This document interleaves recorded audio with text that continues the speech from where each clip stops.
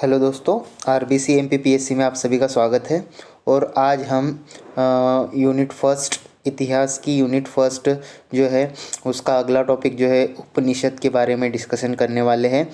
अगर आपने पिछले वीडियो वेदों के बारे में नहीं देखे होंगे तो उसको चैनल की प्लेलिस्ट में जाके एक बार अवश्य देखें, शायद उसमें से कोई प्रश्न जो है एग्ज़ाम में आ जाए। तो आइए, आज का जो टॉपिक है हमारा उपनिषद, इसको आज हम पूरा करते हैं। स्टार्ट करते हैं। उपनिषद, देखिए उपनिषद दो शब्दों से मिलकर बना हुआ है, दो धातुओं से मिलकर बना हुआ है, उप प्लस निश। इसका अर्थ होता है, उप का अर्थ होता है समीप तथा निश का अर्थ होता है बैठना। अर्थात इसमें छात्र जो है गुरु के समीप बैठकर ज्ञान प्राप्त करता है या अध्ययन करता है। उपनिषद का जो अर्थ होता है कि छात्र जो है गुरु के पास जाकर उसके समीप बैठकर जो है ज्ञान प्राप्त करता है या विद्या अर्जित करता है। ठीक है, आगे बढ़ते हैं। फिर ये जो है उपनिषद जो है वेदों के अंतिम भाग है, इन्हें वेदांत भी कहा जाता है। तो ये भी आप याद रखें कि उपनिषद जो है वेदों के अंतिम भाग होते हैं और इन्हें वेदांत भी कहा जाता है। उपनिषदों में सामान्यतः आप देखेंगे तो आत्मा हो गया, सृष्टि की उत्पत्ति हो गई, उसके मूल तत्व क्या है ये इसके बारे में इसमें वर्णन आपको मिलेगा। आत्मा हो गया, सृष्टि की उत्पत्ति और उसके मूल तत्व के बारे में इसमें वर्णन मिलता है। उपनिषदों की अगर संख्या की बात करें हम तो उपनिषदों में मूलतः 108 उपनिषदों की संख्या है, लेकिन जो आदि शंकराचार्य है उन्होंने केवल 10 उपनिषदों को ही प्रामाणिक और प्राचीन माना है। तो ये 10 कौन कौन से हैं? तो ईश, केन, कठ, प्रश्न, मुंडक, मांडुक्य, तैत्तिरीय, ऐतरेय, छांदोग्य, बृहदारण्यक आदि। ये जो है शंकराचार्य ने केवल इन 10 को ही क्या माना है? प्रामाणिक माना है और प्राचीन माना है। इसके अलावा जो दो उपनिषद है, कौशितकी और श्वेताश्वर, ये दो भी महत्वपूर्ण है। तो इस प्रकार ये 12 उपनिषद जो है टोटल, 10 ऊपर वाले और ये दो, ये 12 बहुत महत्वपूर्ण और प्राचीन माने जाते हैं। तो आप इनके नाम एक बार पढ़ लें और एक बार अवश्य ध्यान में रखें। तो उपनिषदों की मूल संख्या 108 है। शंकराचार्य ने 10 को प्रामाणिक एवं प्राचीन माना है। 10 कौन कौन से? तो ये नाम लिखे हैं, ईश, केन, कठ, प्रश्न, मुंडक, मांडुक्य, तैत्तिरीय, ऐतरेय, छांदोग्य और बृहदारण्यक। और कौशितकी और श्वेताश्वर ये दो अन्य हैं जिनको भी महत्वपूर्ण माना जाता है। आगे बढ़ते हैं। फिर प्रमुख उपनिषदों के बारे में हम जान लेते हैं, फिर क्या क्या वर्णन है किसमें। तो सबसे पहला है ईशोपनिषद। ईशोपनिषद में आपको निष्काम स्वार्थ और निष्काम भाव से कर्म करने पर बल, इसका वर्णन मिलेगा।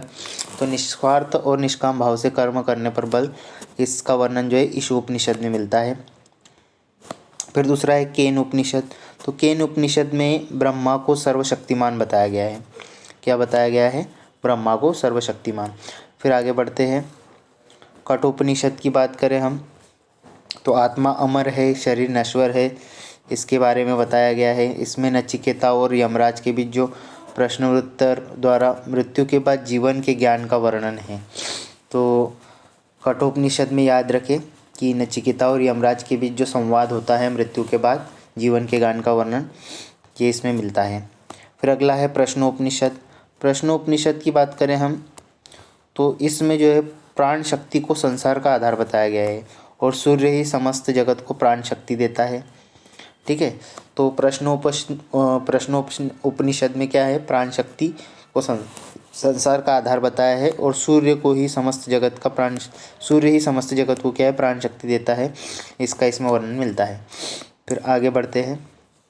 मुंडकोपनिषद। मुंडकोपनिषद में बताया गया है कि मनुष्य जो है गुरु के बिना भटक जाता है।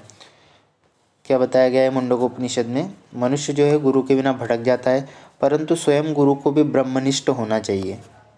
तो गुरु और शिष्य के बारे में इसमें जानकारी मिलती है कि गुरु जो है शिष्य जो है गुरु के बिना जो है भटक जाता है, परंतु गुरु को भी कैसा होना चाहिए? ब्रह्मनिष्ठ होना चाहिए। आकार की दृष्टि से ये सबसे छोटा उपनिषद है। और इसमें एक और फैक्ट याद रखें कि सत्यमेव जयते, जो हमारा सत्यमेव जयते लिया गया है वो मुंडकोपनिषद से लिया गया है। तो ये इतनी चीज़ें मुंडकोपनिषद के बारे में याद रखेंगे कि सबसे छोटा उपनिषद है आकार की दृष्टि से, गुरु और शिष्य के बारे में बताया गया है, सत्यमेव जयते मुंडकोपनिषद से लिया गया है। आगे फिर मांडुक्य उपनिषद के बारे में देखें तो ब्रह्मा के साकार और निराकार दोनों रूपों का वर्णन मांडुक्य उपनिषद में क्या मिलता है, ब्रह्म के साकार और निराकार दोनों रूपों का वर्णन मिलता है इसमें। फिर है तैत्तिरीय उपनिषद। तैत्तिरीय उपनिषद में अन्न के महत्व को बताया गया है और अन्न जो है जीवन का आधार है ये बताया गया है, तो ये भी याद रखें आप। तैत्तिरीय उपनिषद में क्या बताया गया, अन्न के महत्व को बताया गया है और अन्न जो है जीवन का आधार है।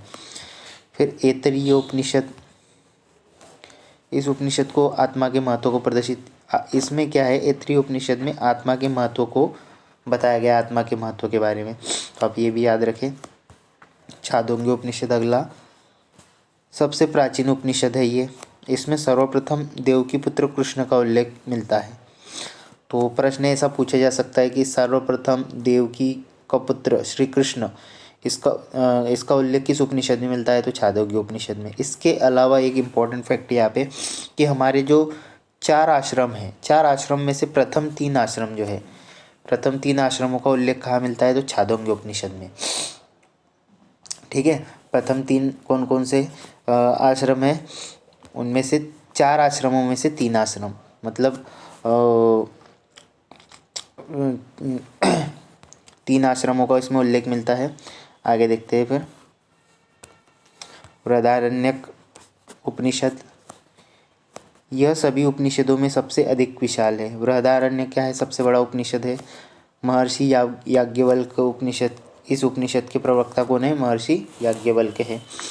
याज्ञवल्क्य और गार्गी का प्रसिद्ध संवाद इसी में मिलता है, तो ये एक इम्पॉर्टेंट फैक्ट इसमें याद रखेंगे कि याज्ञवल्क्य और गार्गी का जो संवाद है वो किस उपनिषद में मिलता है, तो बृहदारण्यक। याज्ञवल्क्य के द्वारा मैत्रेयी को दिए गए उपदेश का वर्णन भी इसी में मिलता है। इसमें 6 अध्याय और उपखंड है, इसमें 6 अध्याय और कुछ उपखंड है। ठीक है, असतो मा सद्गमय जो शब्द है वो इसी में मिलता है, इसी से लिया गया है बृहदारण्यक उपनिषद से, असतो मा सद्गमय, तो ये भी याद रखें आप। फिर आगे बढ़ते हैं श्वेताश्वर उपनिषद।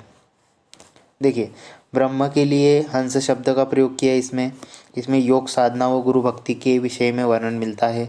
तो श्वेताश्वर उपनिषद में याद रखें कि ब्रह्म के लिए हंस शब्द का प्रयोग हुआ है और योग साधना व गुरु भक्ति के विषय में इसमें वर्णन मिलता है। ठीक है, आगे बढ़ते हैं फिर कौशितकी उपनिषद। देखिए, कौशितकी उपनिषद जो है ब्रह्म की शक्ति सभी इंद्रियों का स्रोत है। इसमें किसका उल्लेख मिलता है कि जो ब्रह्म की शक्ति है वो सभी इंद्रियों का क्या है, स्रोत है, ये कौशितकी उपनिषद में मिलता है। तो दोस्तों ये थे उपनिषदों के बारे में सामान्य जानकारी, जिसमें सामान्यतः प्रश्न बनने की बहुत प्रबल संभावना है। तो आप एक बार इसको ज़रूर देखें और इस वीडियो को एक बार 2x में देखें तो आपको थोड़ा सा एक आइडिया हो जाएगा कि इसमें क्या क्या चीज़ें हैं। फिर आगे बढ़ते हैं, हम आरण्यक के बारे में पढ़ते हैं। देखिए, आरण्यक का अर्थ क्या होता है, अरण्य भवम आरण्यकम, मतलब अर्थात वनों में किया जाने वाला अध्ययन मनन चिंतन, वनों में जो हम अध्ययन करते हैं उसको आरण्यक कहा जाता है, सिंपल सी बात। ब्राह्मण ग्रंथों के समान प्रत्येक वेद में आरण्यक ग्रंथ भी है। तो प्रत्येक वेद का हम आरण्यक ग्रंथ यहाँ पे देखते हैं। तो ऋग्वेद जो है पहला वेद, उसके 2 आरण्यक ग्रंथ है, ऐतरेय आरण्यक और शांखायन आरण्यक। फिर दूसरा है यजुर्वेद, तो यजुर्वेद के 3 आरण्यक है, एक बृहदारण्यक, तैत्तिरीय आरण्यक और मैत्रायणी आरण्यक। फिर आगे बढ़ते हैं, सामवेद के 2 आरण्यक हैं, तवलकार आरण्यक और छांदोग्य आरण्यक। और अथर्ववेद का 1 आरण्यक है, गोपत आरण्यक। तो इस प्रकार से आरण्यकों की अगर हम संख्या देखें तो पूरे टोटल ये 8 आरण्यक हो जाते हैं। टोटल कितने, 8। अब आगे बढ़ते हैं, संप्रति वैदिक साहित्य के प्रचलित लेखक आचार्य बलदेव उपाध्याय, डॉक्टर कपिल देव द्विवेदी, आचार्य जगदीश चंद्र मिश्र आदि ने आरण्यकों की संख्या 6 मानी है। तो ये भी याद रखेंगे आपकी, जो संप्रति वैदिक साहित्य के प्रचलित लेखक है आचार्य बलदेव उपाध्याय है, उनमें कपिल देव द्विवेदी है, आचार्य जगदीश चंद्र मिश्र है, इन्होंने सभी ने आरण्यकों की संख्या 6 मानी है। लेकिन जो आचार्य भगवत जी एवं आचार्य वाचस्पति गेरोला है, इन्होंने समरूपलब्ध आरण्यकों की संख्या कितनी मानी है, 8 मानी है। तो आप ये भी याद रखें। फिर आगे बढ़ते हैं, फिर ये आरण्यकों के बारे में थोड़ी सी जानकारी देख लेते हैं हम। ऐत्रेय आरण्यक, देखिए इसका संबंध ऋग्वेद से है, ये ऐत्रेय ब्राह्मण का ही परिशिष्ट है। तो इसमें याद रखें कि ऐत्रेय आरण्यक क्या है, ऋग्वेद से संबंधित है, इसका संबंध ऋग्वेद से है और ऐत्रेय ब्राह्मण का ही परिशिष्ट है। ऐत्रेय के अंदर 5 मुख्य अध्याय है। ऐत्रेय आरण्यक के अंदर कितने, 5 मुख्य अध्याय, इन्हें प्रपाठक भी कहा जाता है। इसके प्रथम 3 आरण्यक के रचयिता ऐत्रेय है, चतुर्थ के रचयिता अश्वलायन है और पंचम के रचयिता कौन है, शौनक माने जाते हैं। तो याद रखिए पहले 3 के रचयिता कौन है, ऐत्रेय, चतुर्थ के रचयिता अश्वलायन और पंचम के रचयिता कौन माने जाते हैं, शौनक माने जाते हैं। आगे बढ़ते हैं। फिर इनका प्रकाशन 1876 में सत्यव्रत सामश्रमी ने किया था। तो ये भी याद रखें आप, इम्पोर्टेंट फैक्ट है कि 1876 में जो है ऐत्रेय आरण्यक का जो प्रकाशन सर्वप्रथम किसने किया था, सत्यव्रत सामश्रमी ने किया था। फिर शांखायन आरण्यक, इसका भी संबंध ऋग्वेद से है। यह ऐत्रेय के समान ही 15 अध्याय तथा 137 खंडों में विभक्त है। तो शांखायन आरण्यक जो है ये भी ऋग्वेद से संबंधित है। ये ऐत्रेय के समान ही इसमें 15 अध्याय और 137 खंड है। अन्य नाम इसका कौशितकी आरण्यक भी है, तो ये भी याद रखेंगे। फिर अगला है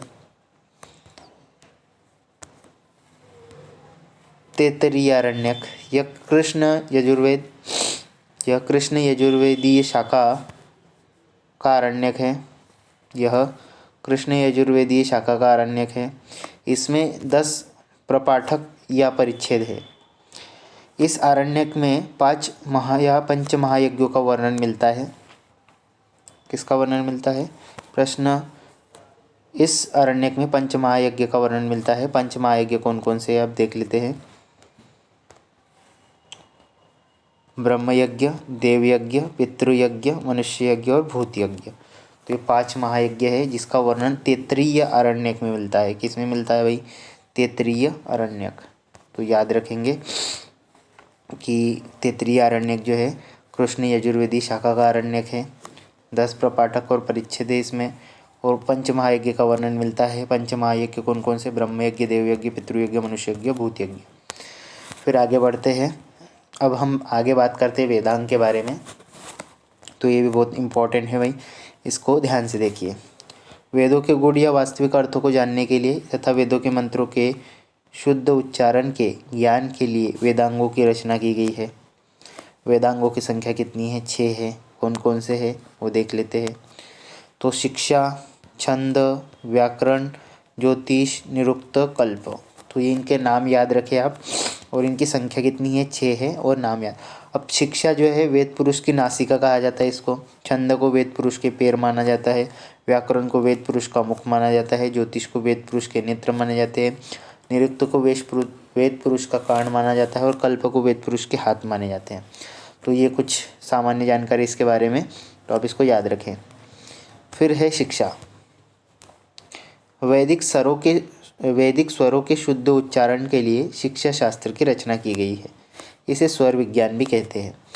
तो जो पहला वेदांग है वो है शिक्षा। और शिक्षा क्या है, तो वैदिक स्वरों के शुद्ध उच्चारण के लिए शिक्षा शास्त्र की रचना की गई है। इसे स्वर विज्ञान भी कहते हैं। ठीक है।